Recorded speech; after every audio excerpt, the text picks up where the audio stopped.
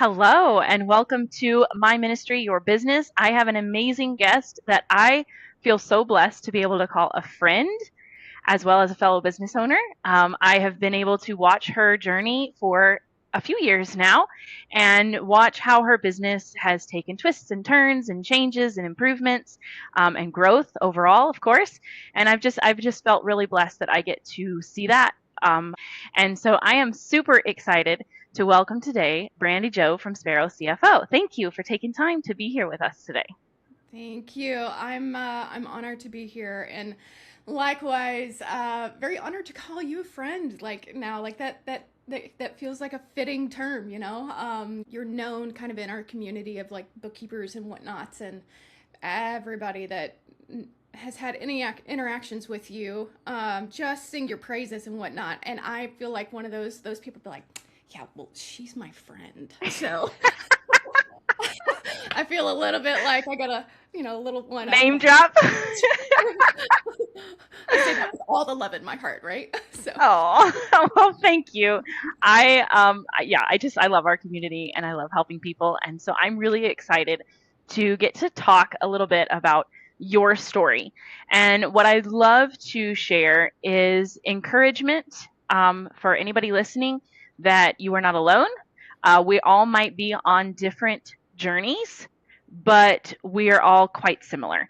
And just some encouragement because sometimes business ownership can feel a little isolating and a little bit like, oh, on this day when I felt like I wanted to burn it all down, I'm the only one that ever feels like that. No, no, you're not. We all have, it might be different days that we all feel it, but we all feel it at some point.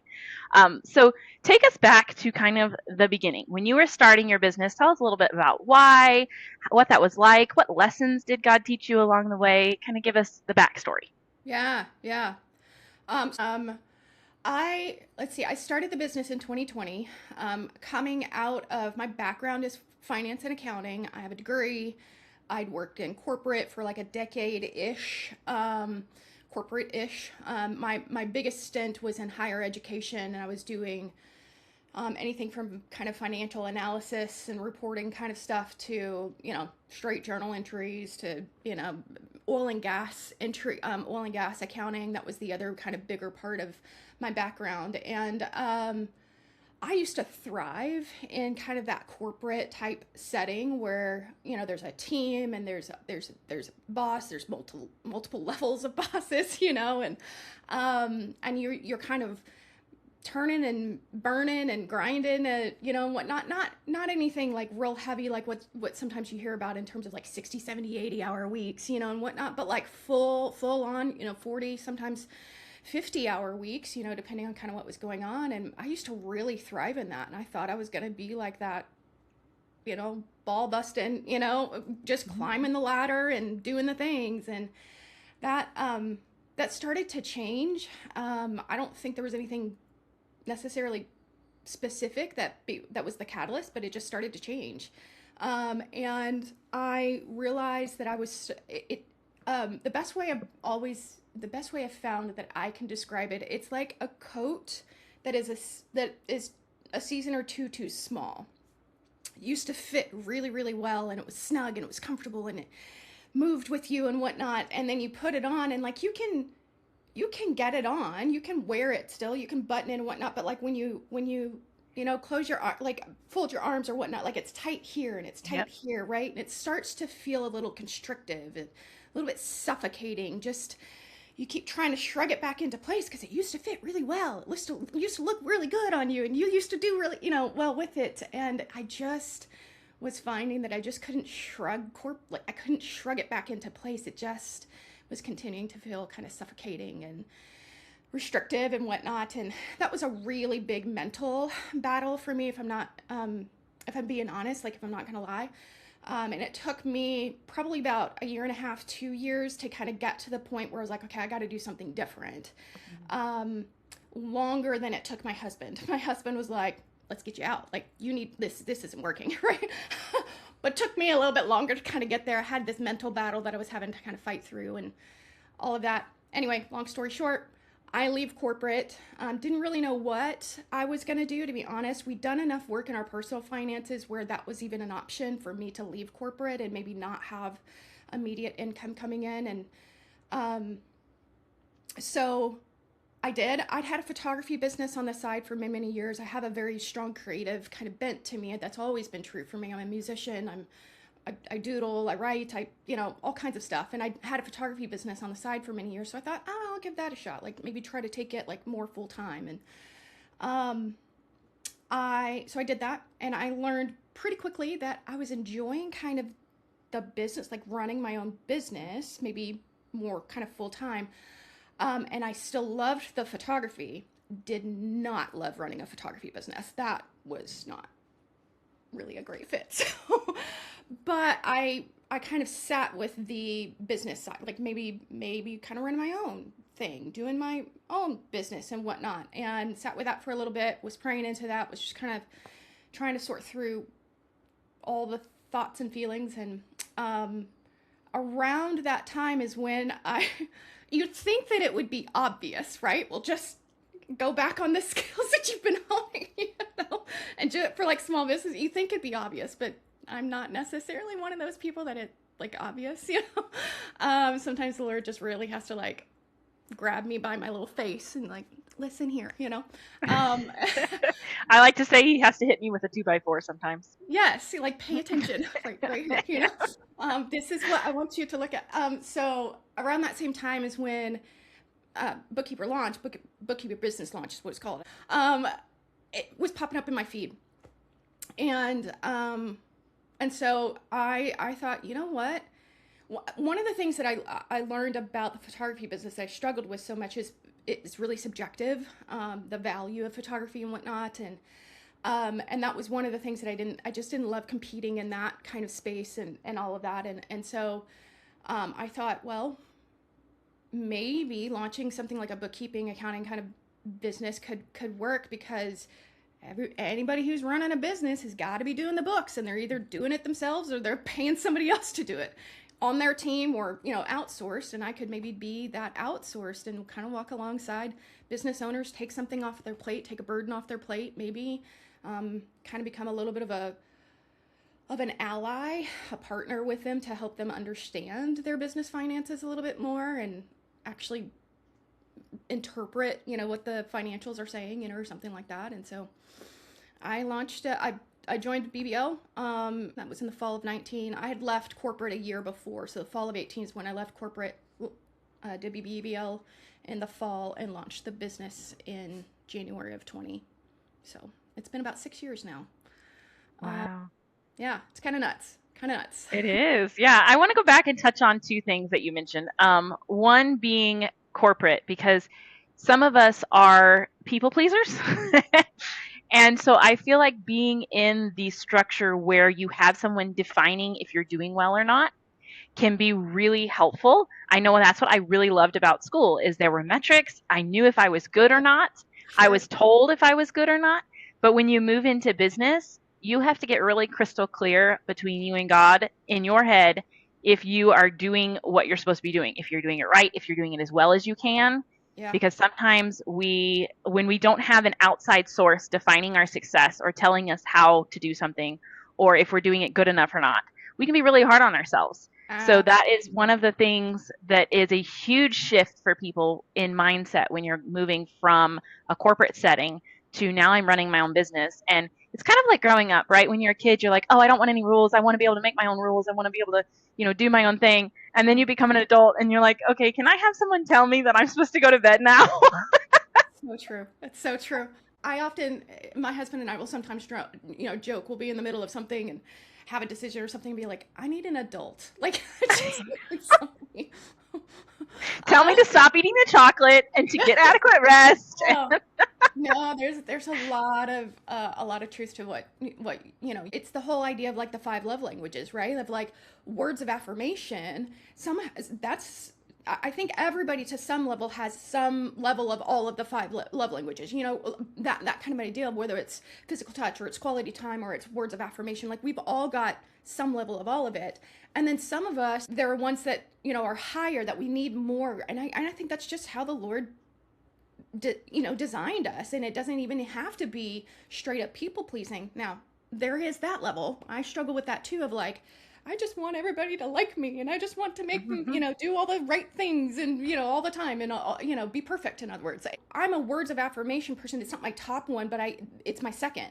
There are definitely things about corporate, and corporate can mean, at least for me, the way that I use it, like, it's not necessarily like your Fortune 500 companies corporate. Like, it's that typical, kind of office type setting and whatnot, that you're working with a collaborative kind of team, and you've got a boss and they've got a boss, and that kind of a thing, and you get the feedback, whether it's from your team members or from your bosses, multiple bosses.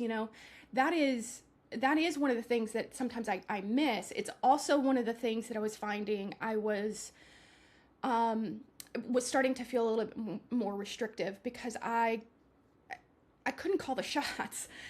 I don't think it was as much about, like, I want to be the boss and I don't want to answer to anybody, because we answer to our clients. Like, there's a very real aspect of us answering to our clients. It was more about how I work with the clients and who I work with and what kind of team members I work with, and the kind of work that we're doing it and the way that we're doing it.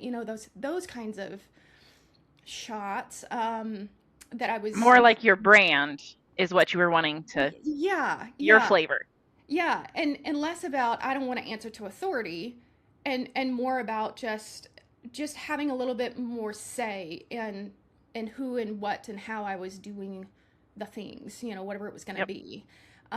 So yes, now, being on my own. I mean, my poor husband, like, sometimes he ends up being a little bit of that, like, Joe, you do good work. Like, you're very good at what you do. Like, just rest in that. Just settle in that. Like, the Lord would not continue to allow the business to even exist, or to maybe bring on more clients, or whatever. If what you were doing was not good and solid and helpful and all the things, right? And so you're so right that we can still kind of keep looking for it outside, and at some level we've got to just be able to settle with it in our hearts and our spirits, on the personal level. And then if you're faith based, then really it's about what the Lord is. And if he's not getting a hold of you and kind of convicting you and highlighting to you in one way or another that there's something for you to change, or that he needs to fix, for lack of a better word, then maybe you can just let it go and just let it be, right? And not worry about it so much.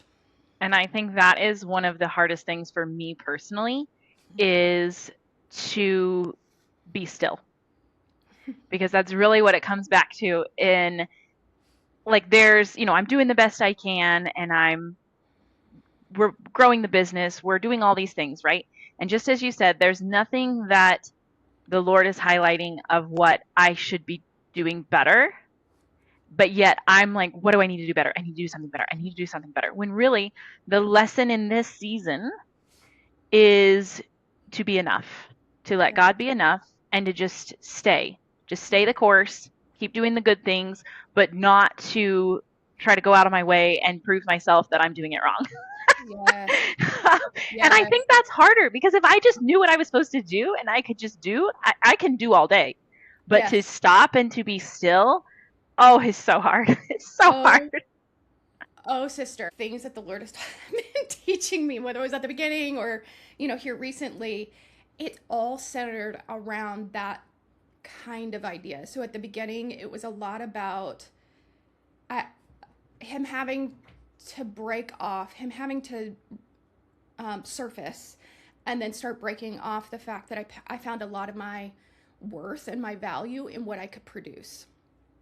Um, in terms of the work that I produced, yes, but also the income that I produced. And when I left corporate, I mean, that all of that shifts completely, in terms of, now it's on me to figure out what work am I producing, and what income is that generating, producing as a result. I struggled for a while because part of the story with the struggle of corporate is there at the tail end. I was dreading Mondays. Like, it was like I almost hesitate kind of talking about this because it can feel a little bit like, I mean, just get over it. Like everybody hates Mondays, and everybody like doesn't love going into their job and whatnot. Like grow up, put your big girl panties on, and like you just do what you need to do, right? But this was different. This was different. My husband was even kind of calling it. It was deeper than just not wanting to go to work on Mondays. There was a deeper level. There was a spiritual kind of side to it that was happening, and I was fighting that. I'm a very analytical person in a lot of ways, and it can take me a little while to really kind of let go of that and realize that there's maybe something else going on here. So I was dreading Mondays so much so that sometimes I'd be crying on the way to work. Like my husband and I would carpool together because we both worked for the same university, and I would just be staring out the passenger window as he's driving, and whatnot, and I'm just in tears on a Monday morning, going into work, and I couldn't find words to articulate like why and what and all that. That's just my body was saying that something's wrong here.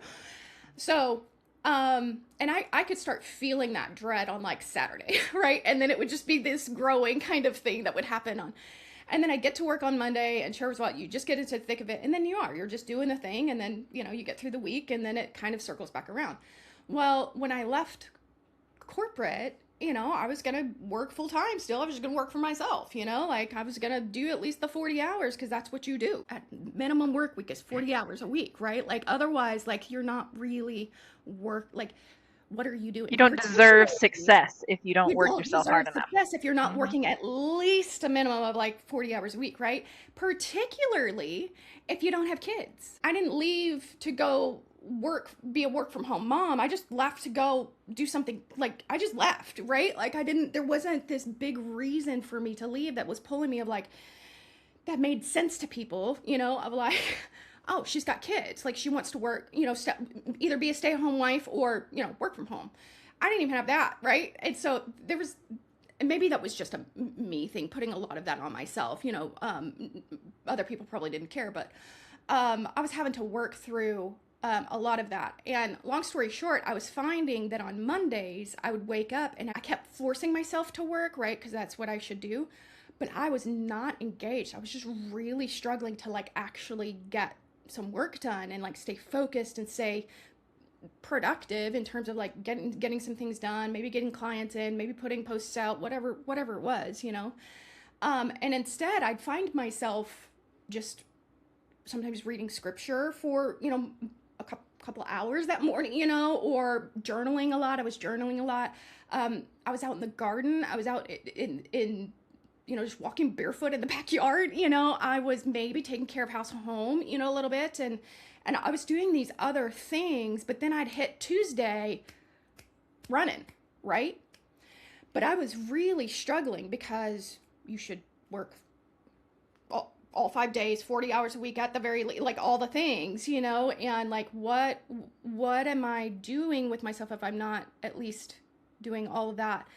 And so one of the things that the Lord had to reveal to me was I saw a lot of my value wrapped up in what I could produce and the work that I produced and the income that I produced. And he had to remind me that I was valuable enough as is, like without any of the things that I do, or the results of the things that I do, I am enough. I am valuable enough because I'm a human being. And he has life and purpose, and his spirit is in me, and his son died for me just as much as he died for all of the world, and it was okay to rest on the Monday. What Mondays shifted into being is a day of rest. It feels like Sabbath because even weekends they're not necessarily restful, right? Mm-hmm. Sundays, they're just as full, sometimes just as full of obligations, full of things that we should do, that we need to do, that we have to do. That, at least for me, in my world, that it's not like I was getting that Sabbath on a regular basis. And I think that was something that the Lord showed me kind of right at the beginning, that um, I Mondays were becoming that for me. We're becoming a Sabbath. We're becoming this day of rest. Um, and then through that, he was showing me that there's a difference between rest and waste. That I could waste a Monday versus rest on a Monday. I would realize that sometimes on this on Mondays, and it still happens, if I spend hours scrolling social media or watching TV or just lounging around, or something like that, like I often don't feel rested at the end of that, even though I haven't done a dadgum thing. Mm-hmm. And I often feel more lethargic and more drained and more, at the end of that than if I have a day that maybe I've spent, a couple hours on the back patio, not necessarily doing much, but just sitting and being with the Lord, being in nature, allowing space for breath and for quiet and for stillness and for right. And then I get up and maybe I'm taking care of house and home for a little bit, maybe I'm painting. Maybe maybe I take a walk. Maybe I might run an errand or two, or it could look a million different ways. But the result, and I might have done some things, not just laid on the couch all day or laid in bed all day. I might have actually been productive, like been active, been out in the garden, been weeding, been planting, been whatever. And I am more rested. My soul is settled. My heart is calm. My mind is settled, right? And I had no idea that I that could be a thing, right? That you could still find rest in things that you do. It's just how you approach the doing. And when the doing comes out of the being, I think that's where we get so much more energy and peace in the things that we do, as opposed to trying to do our way into being, to do the things that get us into that state of like rest and peace and success and all of that. That's one of the things he's been teaching me a little more recently. He's like, Joe, you've got the order wrong. You keep trying to be your way into doing, and you keep trying to do your way into being, and you got to flip it. You got to be first, be still, make it a priority. Try to find that space, make that space to just be, and then let the doing come out of that, because the doing then will feel more purposeful. There'll be more fruit that comes from it. You won't feel like you're striving so much, all the things like you're spinning your wheels, and not getting anywhere.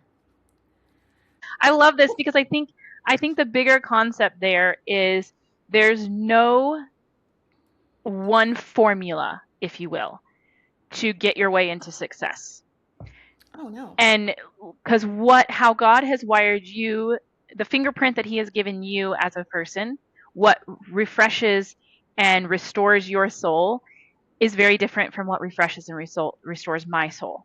And so it is Absolutely. important for us to stop and become aware of the way that God has created and designed us, each uniquely, so that we can know what fills our cup, what we need, and Yes. what restores our soul and brings us closer to him. Because like for me, cleaning my house, that's resting to me. Yeah. I can scrub my house from top to bottom and I feel amazing when I'm done with it. Yep. Yep. But for someone else Absolutely. that could be drudgery, that Yeah. that could be exhausting. And Yeah. so it's very important to, as you said, step back, take a breath, give yourself some space to hear and really identify what is it that God has put in me that brings me closer to him? What activities can I do as rest, really? Yes. And then you can bring that creativity, that refresh into your business. And like, for instance, since I have 4 children, I do a lot of work after they go to bed. Right? So I do it either early in the morning or late at night. My middle of the afternoons are a toss up, right? So in some evenings, though, it's been a hard day. It's some days are just really long. And I get to my 10 o'clock at night and I'm like, I don't think I have anything left to do. Mm-hmm.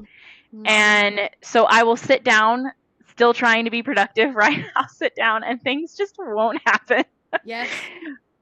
So there's times where like we have to take that breath and take that pause Yes. and realize that hey, if I give myself a little bit of space tonight, I will get up early in the morning and I'll be that much more productive because there have been times where I've just gone to bed instead and the next morning I get it knocked out before they even wake up in the morning. So it And it's works so itself true. out in the end.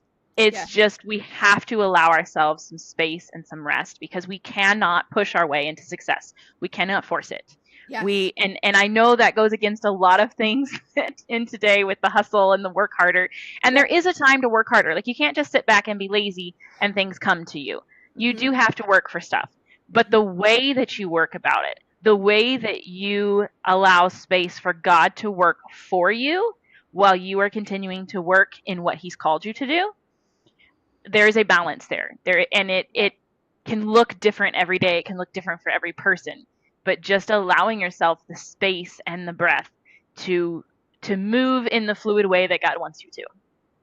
Right. That you're spot on.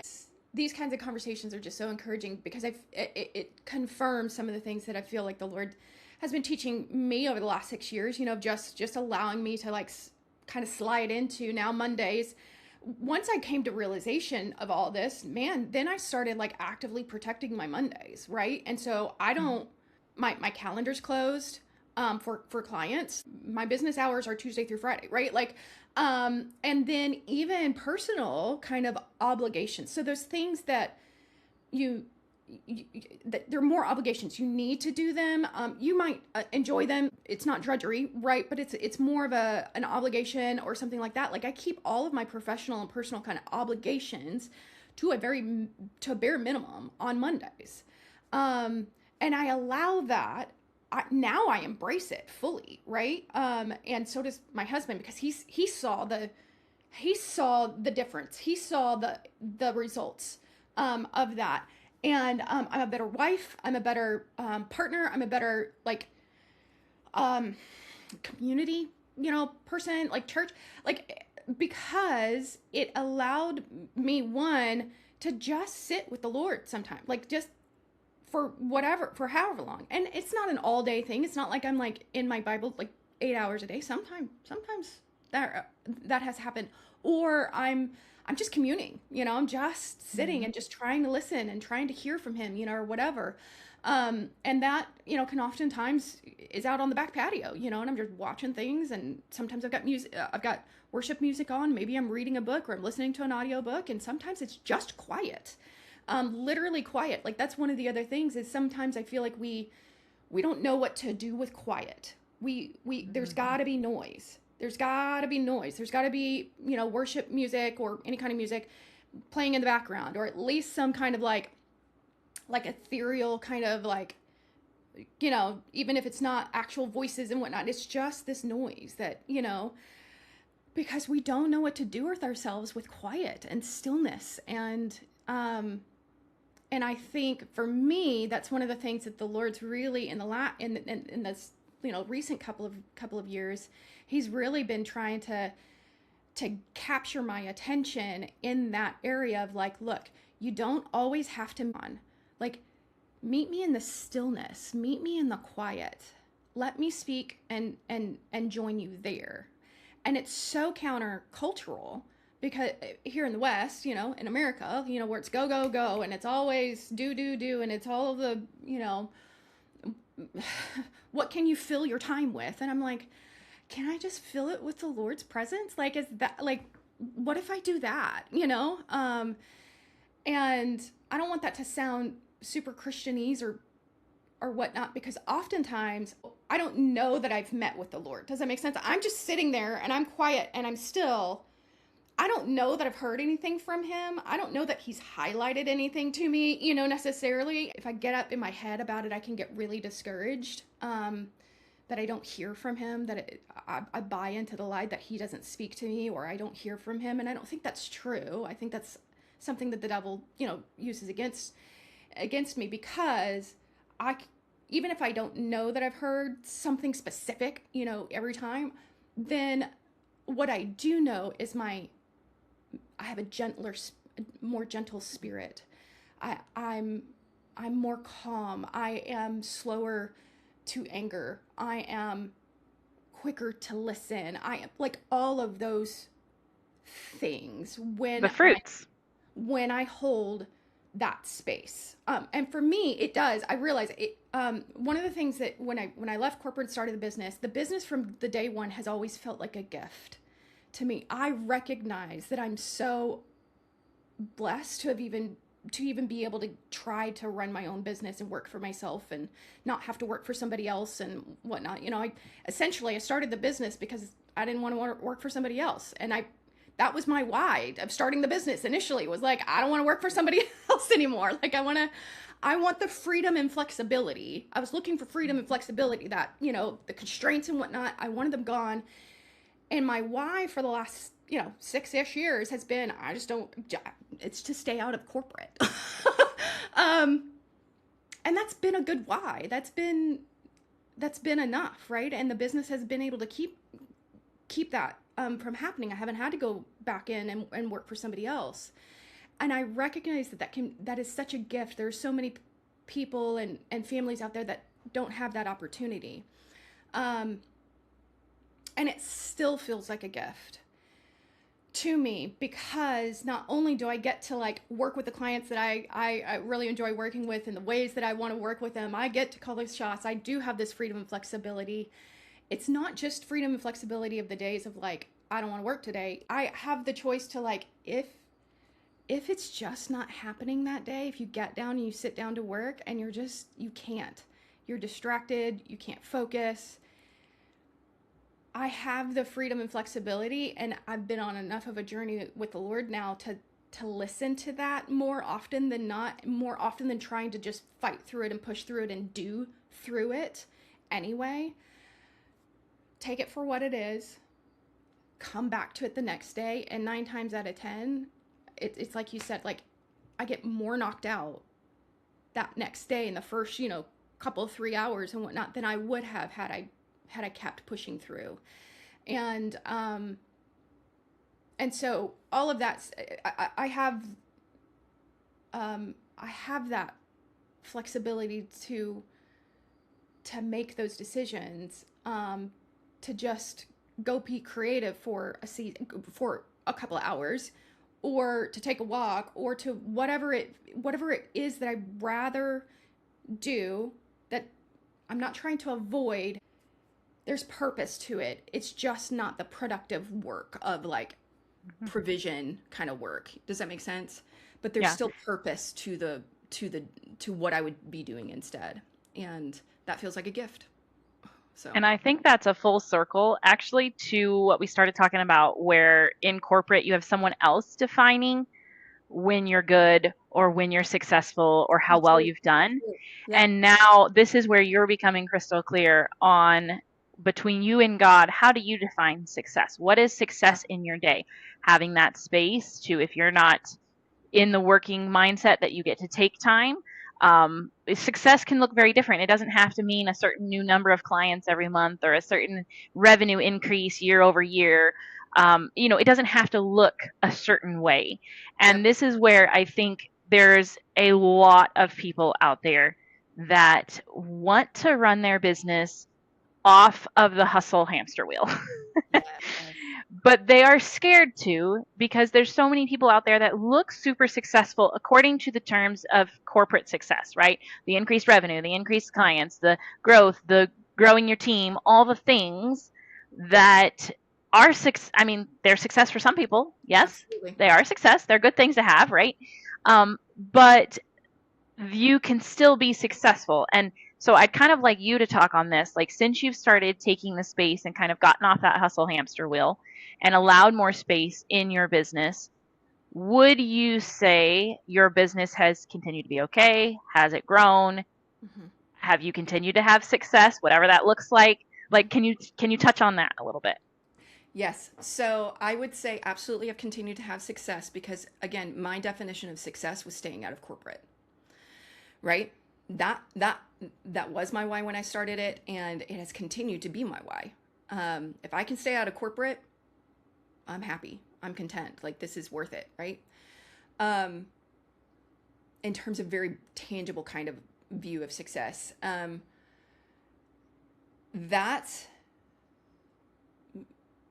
that may be shifting. I may be finding a new goal, like a new why, right?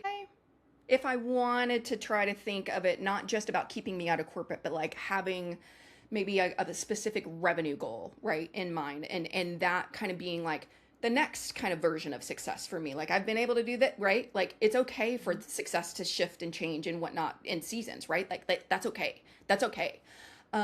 That's only been a recent kind of thing for me because I think I realized that um, I was considering that there were two things that were like mutually exclusive. You couldn't have like a financially successful business like in the typical way that we might think about here in the West, like at least multi six figure, if not, you know, seven figure plus. You can't have that if you're not willing to work at least 40 hours a week, but probably 50, 60, 70, 80 hours a week, right? Uh, in my mind, those were mutually exclusive. Like, you can't have that unless, right? And I'm not willing. What I've learned over the last 6 years is I'm not willing to work 50, 60, 70, 80 hours. Like, I don't want to do that. Um, and that was a whole journey to even let that go, right? To let me like get myself to be okay with the fact that I didn't want to work that hard. I didn't want to work that many hours. It's not about the effort level. I want to work hard in the hours that I work, but I want the hours that I work to be limited. And I had to go through a journey with that, right? But I finally got there, and I'm like, okay, that's okay. I don't want. I don't want. I don't even want to work 40 hours a week, like, right? And so somewhere in my mind, I had conflated that then I can't have this other thing, right? Like that. You can't have your cake and eat it too, right? You can't have the really successful financially, right, with the team and the if you're not willing to do absolutely everything that it takes to like get there. And I've really begun to realize that, like, says who says that it has to be that you're working 40, 50, 60 plus to be able to get that? Like, who said that? Where did that come Yep. from? Because if it didn't come from the Lord, number one, why are we listening to it? Why are we worried about it? Yep. And then two, like, even so, put the face side, put the Lord side. Like, I mean, don't tell me I can't. Like, at least let me try. Give me a shot. Like, maybe I could. Um, I will say that um, as I've made more space and intentionally tried to keep my hours limited, I have very much the business has been successful. The business has not grown, but the business has been successful. And there for a couple of years, I was in a really, really, really hard place with the business, kind of dark, um, because I was doing all of the right things. I was networking, I was doing social media, I was changing my message to be about more like what the business owner gets, like the results that they get, like how they feel and whatnot. Like, I was doing all the quote unquote right things, or at least some of the right things that others who have gone before us in our industry or in others that are successful and whatnot that they say to do in order to get the clients, to get more clients, to grow that revenue, to grow, so then you can grow the team, and you're building a business. You're not just owning your job and all the things, right? And it wasn't working. And I was out there for, and don't laugh, for 2 years, pretty straight, nonstop, every week, every month, multiple things, multiple times, and I got 2 clients that didn't stay. They were like one time, short term kind of clients. So very grateful for those 2 clients. Please hear me, like, so grateful. But that kind of time and energy for 2 clients for 2 years, 2.5, 3 years, and to get 2 clients out of it, like, I hit a wall, and I was like, this has got to be, I know that it takes time, right? It's not an immediate marketing, the networking, like, that's a slow burn. But it just felt like I was spinning my wheels, like I was striving after this thing and trying to do this thing, and it wasn't producing the fruit that I was looking for. Like, it was, and I was getting real burned out. And so I had kind of let some of the space and whatnot, like, slip, where I'd go to coffee maybe on a Monday, with somebody, because that was the time that they could meet. I still protected my Mondays for the most part, but I was letting some of that, or maybe I'd do something in the evenings. I'll work in the evenings even, and about this time last year, earlier part of this year, I just stopped. I felt like the Lord was saying, look, this isn't working. What are you doing? Let's come back to, making sure that you've got the space, and that you're taking care of the what's in front of you right now. Let what's in front of you right now be enough, and then let me take care of the provision of anything else that you need beyond that. And so I let go of the, okay, I'm going to try to grow the business anymore, and stepped back. I stopped networking. I stopped social media posting. I just stopped it all. I stopped everything. And that was about a year ago, and just said, all right, I'm going to sow into what I've got here in front of me and the clients that I have, and I'm going to serve them as best as I can. And I'm going to let the Lord take care of the rest. I'm going to let the Lord provide more clients when and if I need them. And if he's not bringing them along, then maybe I must not need them. It must be fine, right? And over the last year, I think that has been really good for me, because now I think I can move into a little bit of a mindset of like, okay, maybe I could try growing this business, but I'm only willing to grow it if I can keep it within these work hours, right? And if I can keep myself from moving back into a striving mindset of like, I have to do all this. If I don't do it, it won't happen. The results won't come if I'm not out there and I'm not doing all the things and blah, blah, blah. Like, yes, there is a level, absolutely. We have to work to get, we can't just expect it to like fall into our laps. But I think as faith-based believers, if we leave the Lord out of it and we just think it's on our own and all that we can do, and we forget that he's got to be a part of this, then we move into a striving mindset instead of a sowing mindset, and that's when we get burned out.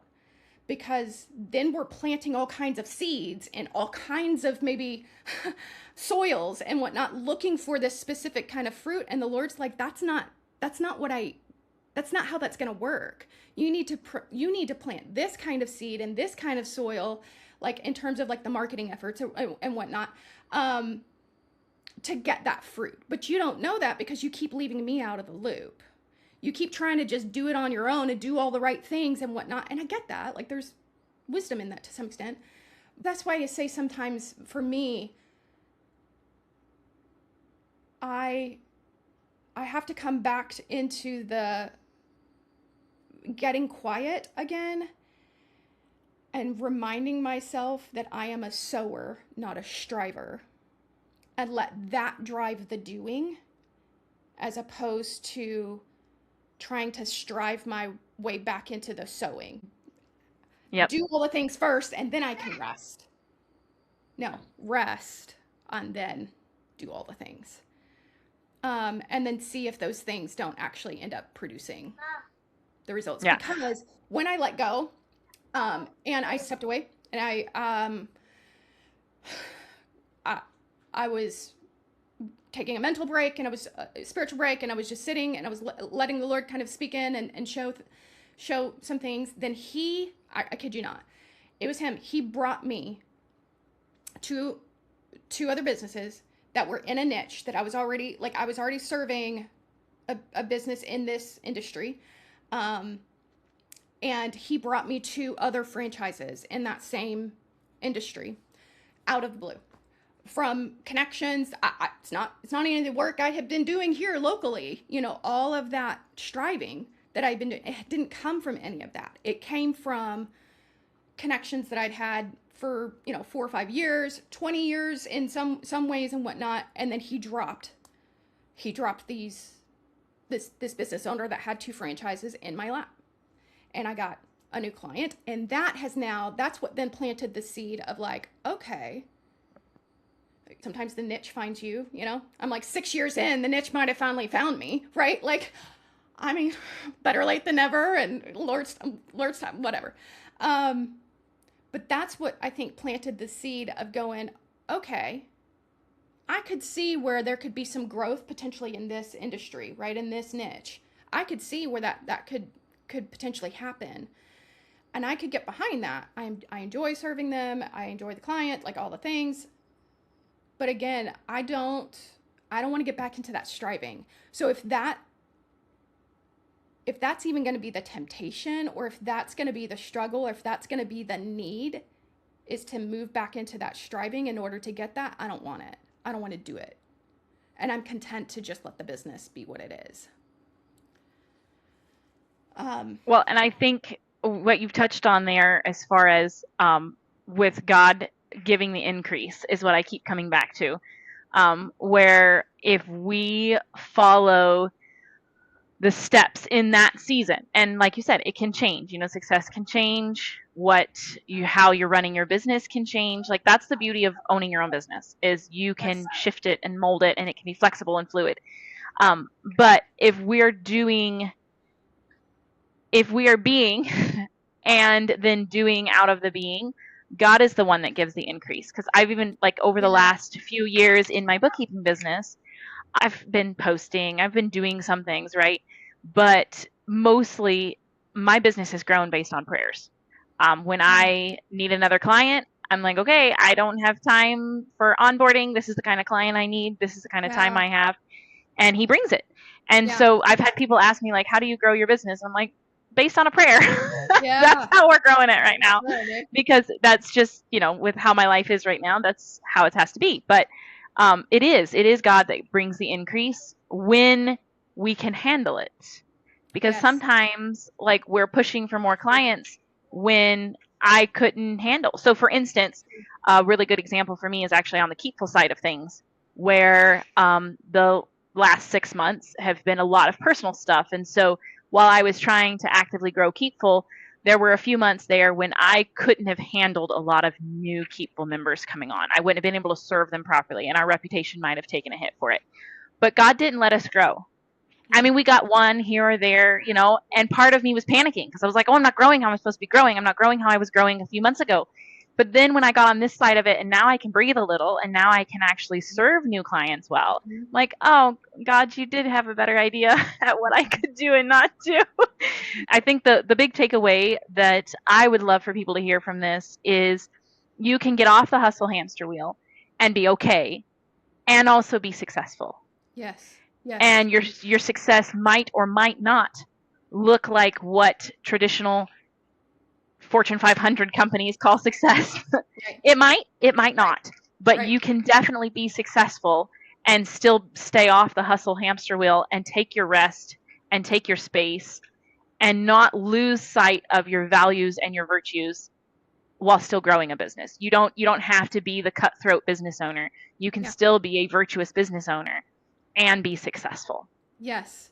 I love that you touch on, like, I think sometimes in faith-based business communities and whatnot, it there's a little bit of this mindset of like, all right, um, if I want to be financially successful, that's somehow wrong. There's something inherently like unchristian about that, and I think that's not true. I think it's absolutely okay to want the financial success. I think it just maybe can't be the only thing that we're chasing. And if it is, then that's where sometimes the um, we forget about the human parts of being a business, the human parts of owning a business. Of you do need rest, and you maybe do start moving into more of that striving, and you you may then hit the financial success, but you've lost your family, or you've lost your spirit, or you've lost your humanity kind of in the process. And so is that really success? And I think those, they don't have to be mutually exclusive. You can keep all of that intact and still have the financial success, and there's nothing wrong with wanting all of it. And both parts of it. I think it really is just consistently coming back to the Lord, and just walking in step with him as best as you can, and allowing the space for him to kind of speak into your heart and soul about how that business is unfolding. And when we move back into that driver's seat, and we're like, you know what, I got it from here, and I'm just going to take it because all these other people say to do these things and whatnot, and like they've got the success, and so like I'm just going to do, um, at least my experience has been, that's when it really got completely derailed, and I hit a wall and had to kind of step back. And it wasn't even that I'd met the financial success and he wasn't allowing it to grow. It's like that there's a scripture that talks about, if the people build something that he's not a part of, they're building in vain, like that kind of idea. He was kind of bringing that around to me, is like, this is not, he doesn't want me to have like maybe a financially successful business. It was the way that I was going about it, trying to do it. And in his sweetness for me, he chose to do it pretty quickly. It was only a couple 3 years of really trying to kind of push and hustle and do the da da da da, as opposed to maybe decades of it. So I will be forever grateful that the Lord chose to nip it maybe a little bit earlier, faster than he could have. And now, year and a bit later, now I feel like, okay, maybe he's kind of now highlighted a way that, like, an area that I could serve, and probably serve well. Like, I could serve these people well. I could take care of them. Get some financial growth, right? Maybe even build a little team. I still don't want like this big thing. It's just, that's never been my dream. But multi six figures, like, yeah, I mean, that could be fun with a little, a team member or two to kind of help me just really serve these clients and whatnot. But within a parameter of, say, 20, 25 hours a week, max, because I'm doing other things. I'm doing ministry here in my community. I'm doing, things that just bring me joy. I'm doing things with my husband and whatnot, like that. There's fruit in that too. There's productivity in that too. It just looks different. And there's rest in amongst all of it. And I think that's been one of the biggest recurring themes in the last 6 years. And he just keeps taking me like layer and layer deeper, or like unfolding like versions of it, views of it, of like, it started with, it's okay to have a day of rest. Like we Hmm. see it in scripture. We're taught it all the time in church and whatnot. But the Western culture still just doesn't know what to do with that, I think. And so I think it started there. There's just been different levels or angles of it that he's just been showing me over the last 6 years, um, of ways to do that, and like ways to think about it and approach it, and like what does that actually look like in my days and whatnot.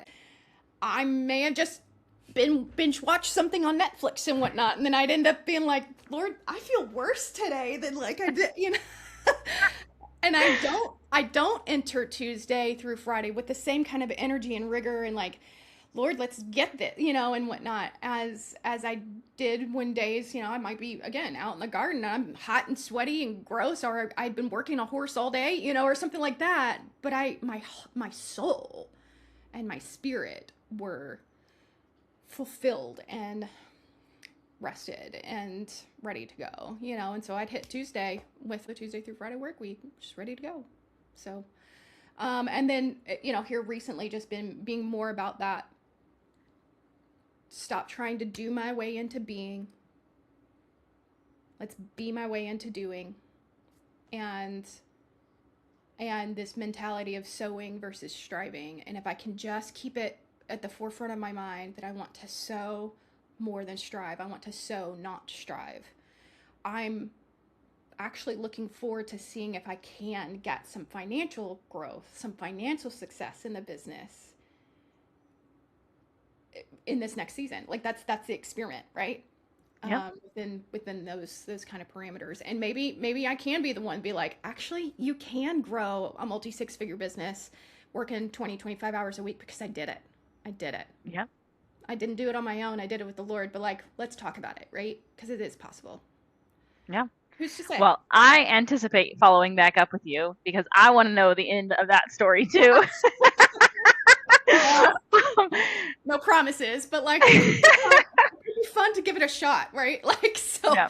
Well, and I feel that is something, and I'm going to be really raw and vulnerable here because I am the kind of person who likes to wait until I have something figured out before I talk about it.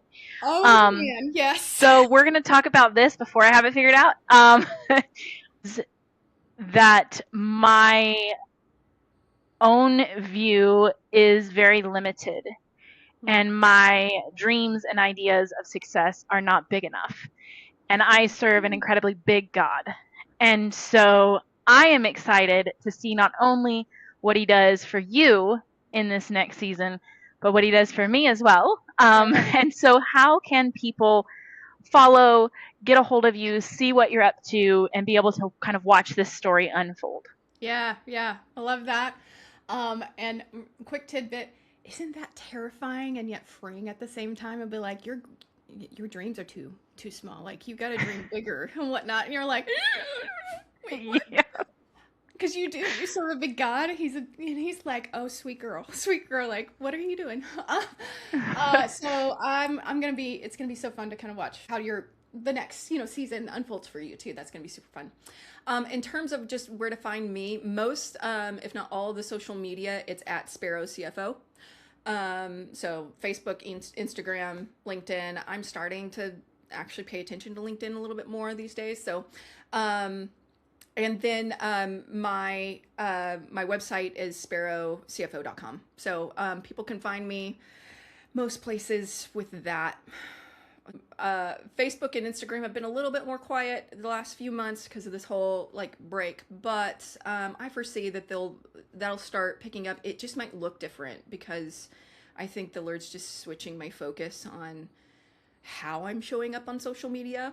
And that's a little bit terrifying to actually use my face and my voice and like put myself out there, and instead of just maybe your typical kind of static posts and that kind of thing. Like that's great, don't hear me, but I think he's a little bit of the same thing of like trying to push me out of the nest a little bit, like let's do some things different, because he's got a purpose and I don't know what that is, but I'm along for the ride, and that's okay. Same here.